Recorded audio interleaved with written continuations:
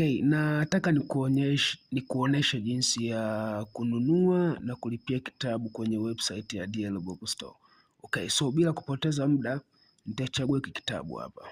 Unabonyeza tu picha yake kitafunguka. So kikishafunguka nakuja hapa add to cart nabonyeza chap chap. Then nakuja checkout nabonyeza chap. Kisha kuja chini hapa nitaandika jina langu. Okay? Jina langu naitwa Jonasi, nitajaza hapo. Barua pepe, kuna hizi imejisave nachagua hii hapa. Sasa wewe kama haijajisave kama ya kwangu kwenye simu yako, maana yake itabidi uitype hapo. Namba ya simu, okay, itabidi niandike 0680 375 970. Nishamaliza. Payment tayari shajichagua hapo.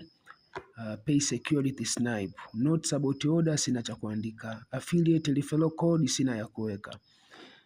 Agree to terms of service and privacy policy ikinaweka tiki hapo. Remember my data on this device hakuna haja ya kuweka. Lakini unaweza ukiweka kama unataka unanunua kitabu cha kwanza afu unanunua kitabu cha pili, sasa simu yake iweze kukumbuka taarifa ulivyojaza, ndio unaweka hii hapa na yenyewe inakuwa on. Ukiweka unaona inakwambia kwamba you won't need to fill this form again. Unaona, kwa sababu tayari simu inatunza taarifa zako na kurahisishia kuepuka kutokujaza jaza tena. Okay, sasa mimi nitaiweka off. Nikishamaliza nabonyeza continue. Okay, baada hapo nitapata order summary, kila kitu nimejaza kipo sawa. Kinachofuata nabonyeza pay now. Buy now, kwamba sasa ndio nanunua kitabu. Okay, nitasubiria hapo.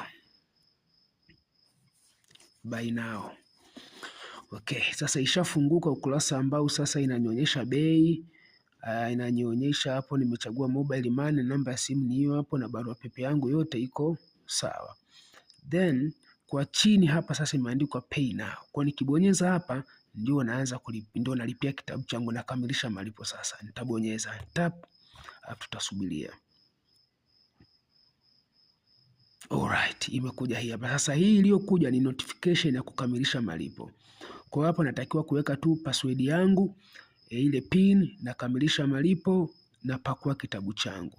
Lakini kama namba ya simu uliojaza pale ipo kwenye simu ile ambayo sio ambayo unaitumia kuweka kununua kitabu, yani iko kwenye simu nyingine, hiyo namba ya simu, basi utaichukua hiyo simu yako, hiyo simu nyingine ambayo sasa namba ya simu ndio umejaza hapa, utaangalia utaona hii notification pia na yenyewe imefanyaje, imekuja, unakamilisha malipo.